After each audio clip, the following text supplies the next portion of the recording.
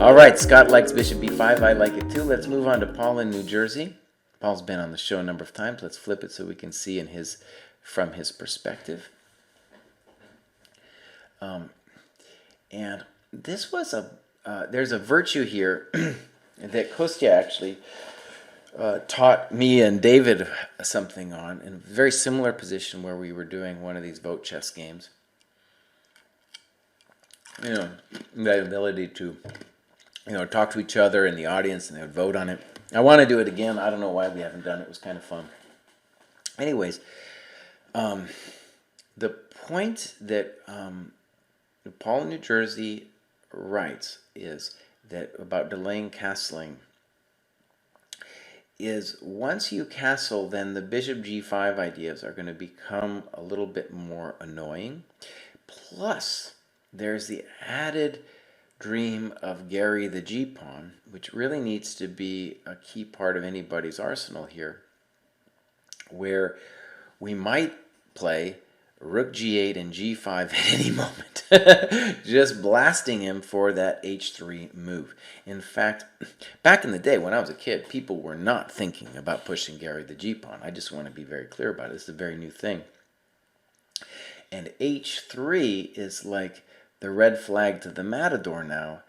And I believe if you go back, and it was Aronian, I might get this wrong, but Aronian Kramnik from the 2018 candidates is a mildly similar position, and Kramnik played rook g8 and g5 and just ripped him. A transformative game, because it was just like, no, the rules of chess have changed. They've changed after that game where you pushed Gary the g-pawn. Anyways, Kostya was saying, look, just wait, and you can play lame-o moves like a6 and bishop a7. And that probably needs to happen anyway. And then you can see what the guy does. All right, so castles, it can't be that bad though to castle, right? Okay. a3, a little weird. a6, a little weird. But, we're doing it. h6, okay, it's all right. Now, Gary the g-pawn isn't as happy because your king's there, but we're going to talk about Gary in a second. So, knight e2, bishop a7. Now, let's say this. The virtue of putting the bishop on a7 is just he wants to get out of the way. He's going to get hit at some point. So it's not that bad of an idea just to move him out of the way. All right. And this is where I think Paul writes some interesting stuff. And this is the part of the game I want to focus on a little bit. He writes, here is where the lack of positional understanding kicked in. It seemed obvious to me that white wanted to play knight f5, but how big a threat is it? Should I lose sleep over it? Okay, good. And, these e4, e5 positions are really fascinating, and in contrast, actually, to the game we just looked at. Usually in the e4, e5 stuff, where you're playing the Gioco piano, the quiet game, and the Ruy Lopez, they will be structures where both sides can make inaccuracies and no one's like losing right away, at least usually. But right, you want to have a sense of what's going on. And if you lose that sense, which is a little bit what happens now, well, then things can go wrong. So a standard plan, I think there's going to be more than one, but a standard plan for black here is, yes, he wants to play knight f5. So if we play king h7, let's say knight h4, and then we can play g6. If we needed to, we could have played knight g8 as well. And one thing I want to stress about Gary the g-pawn here is, even though he's not going loco with g5, he is really very much dominating the knights on g3 and h4.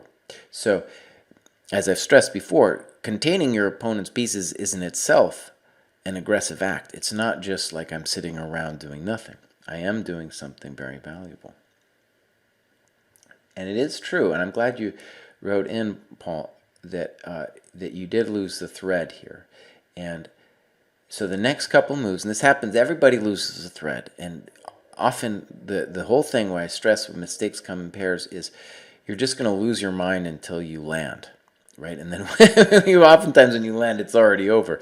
But let's look into it. b5, when you say you're just trying to gain space, is the move of a man who's already losing his mind a little bit, because b5 doesn't help. And in the same way that bishop a7 was useful because you're getting out of the way of any kind of hit on your bishop, well, you're helping white in the same way. In fact, later I think you played d5, and that would have been a useful tempo on the bishop on c4. Again, you can play king h7. And now knight e7 is often not a terrible move,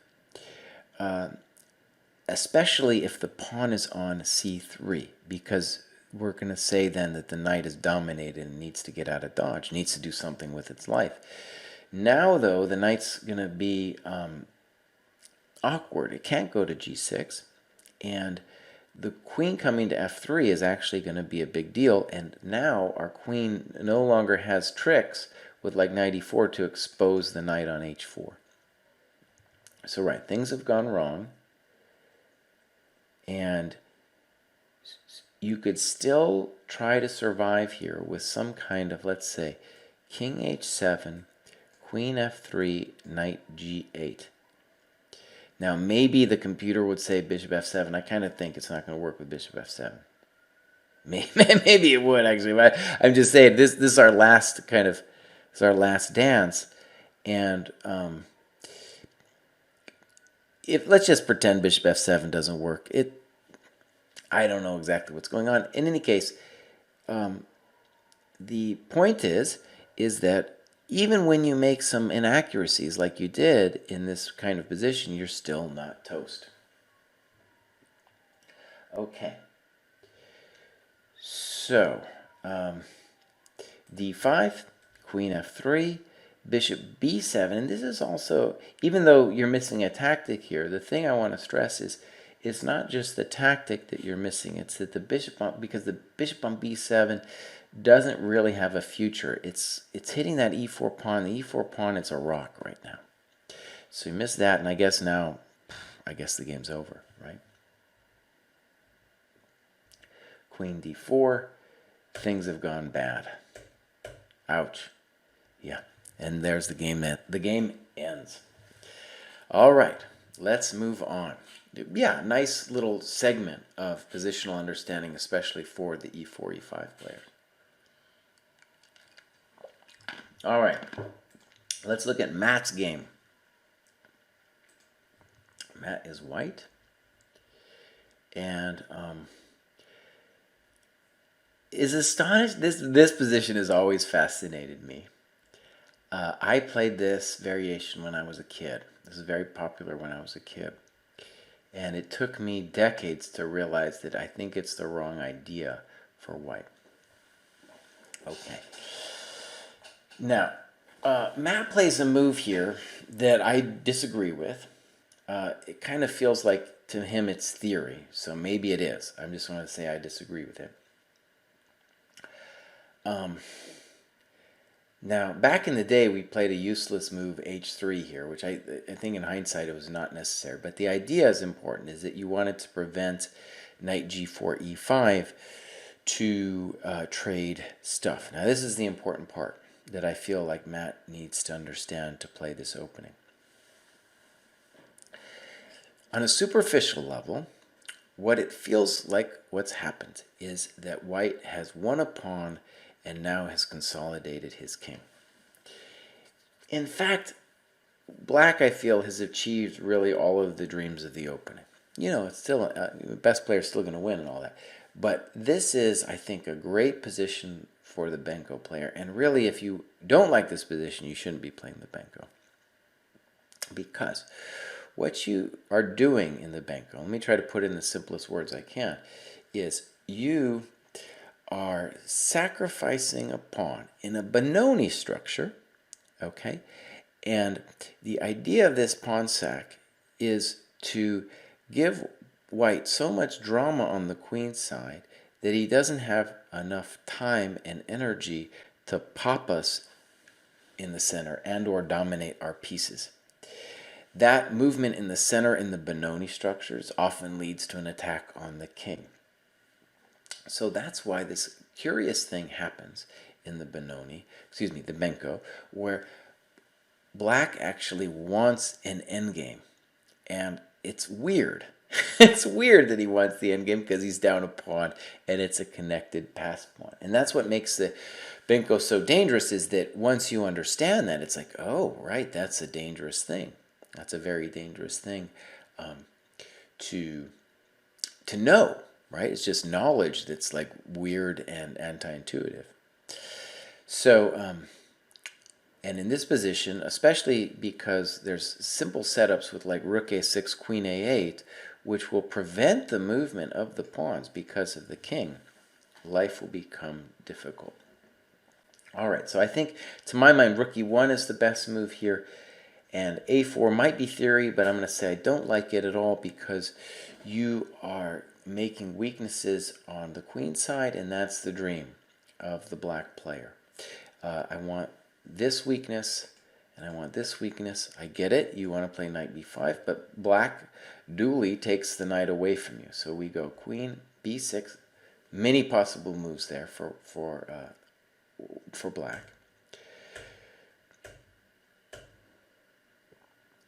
Right, knight e8, knight c7, and I like black. I like black. Now, maybe he's not technically better or anything, but I like black. And the rook on a3 is pretty terrible. Now, somebody's probably going to tell me, they're going to be like, Kraai, this is all theory. You don't understand anything about chess.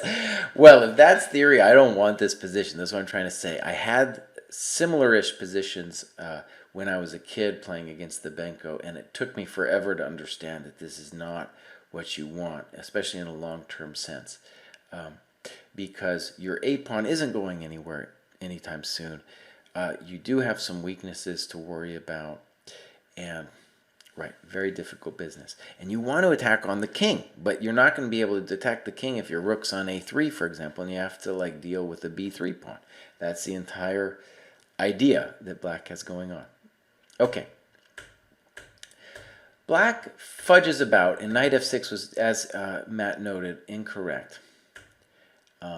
You know, something like rook b8, queen b7 are the kinds of things he wants to do. Rook b4, and at some point, he should be dreaming about e6. He eventually does it, but he does it like forever. He does it, I don't mean forever. He does it it takes too long doing it. Okay, white gets his knight to c4, definitely a nice thing. And then does the correct thing and trades off the knight. Okay. Maybe white should consider knight d2 here and say no trade. And I should have mentioned that before. If white wants to play for an advantage against the Benko, it's the same thing as the Benoni. You can't let the guy trade. You have a space advantage. It's not about the pawn. Your advantage is in space. And so that's one of the reasons this endgame is so great, is because now with just heavies on the board, black has no space problems. g4, and it's kind of fun to play g4. Let's say the charitable interpretation of g4 is that you're finally starting some drama against the black king.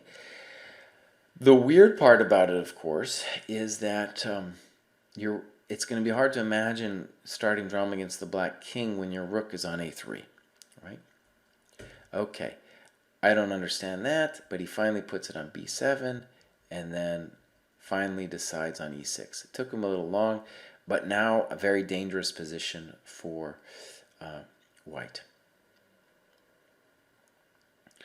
It's interesting. Matt said my original intuition was f4. And let's just say it's very dangerous, the whole thing. And one of the main reasons is your rook on a3 isn't doing anything. Okay. Not impressive to play queen b8. e5, and you gave it a question mark, but if you don't play a move like e5, he's going to find a way through to your king. All right. And now, interestingly, I don't know exactly what black should do here, but I don't like this move. And let's talk about it for a second. I don't like it because you are freeing that miserable rook on a3. And I'm certain you could have done other things. maybe queen d8, maybe rook b7. The point is simple, though, is that we never want to free the rook on a3. If he wants to give us the b3 pawn and move the rook, fine, right? Fine, we can do that. But we don't want to just give it to him for free. When I say give it to him, as I mean we're liberating the rook. Here, rook takes a b3, you give 2 question marks. Seems a very natural move, and you wanted to play queen c2. And you say it gives away your advantage, and that's interesting to me because, right, of course, I don't, though I'm not sure you have an advantage here. I don't know who's better, especially with that rook on a3. But I mean, you got to be, to my mind, it's like, oh, you got to be happy to get rid of that thing, right? Okay, I'm sure this was a time scramble and everything, and you're absolutely right, queen d4 would be better here.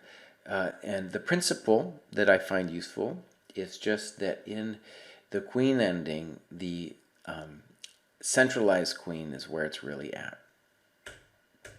Okay, here we go. Should be a draw. I commend you for playing on. Maybe the guy will screw it up. And you had some ideas here, but of course, king h4, your intention loses miserably to queen g4. Okay. Patient Chess says, I thought the idea of a4 is to play a rook a3 and knight b5. It is, and there are a lot of positions where you can do that. And the question I would say, I would put it this way. If you are going to play a4, you need to say to yourself, this is only going to work if I can maintain a piece on b5.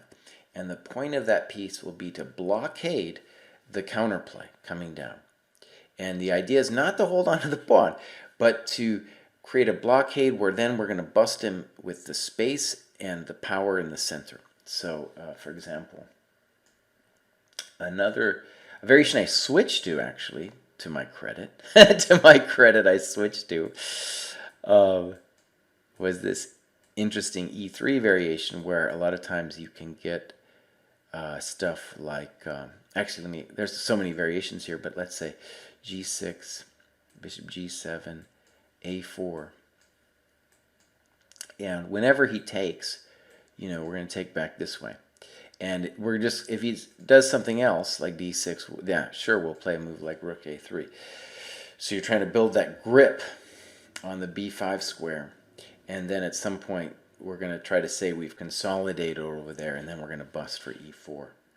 And try to, the idea is, actually, I don't think I understood it as a kid, because it feels like because your kids dream about pawn breaks of like e4, e5. But more importantly than the break, of course, is dominating the black pieces, making them poor.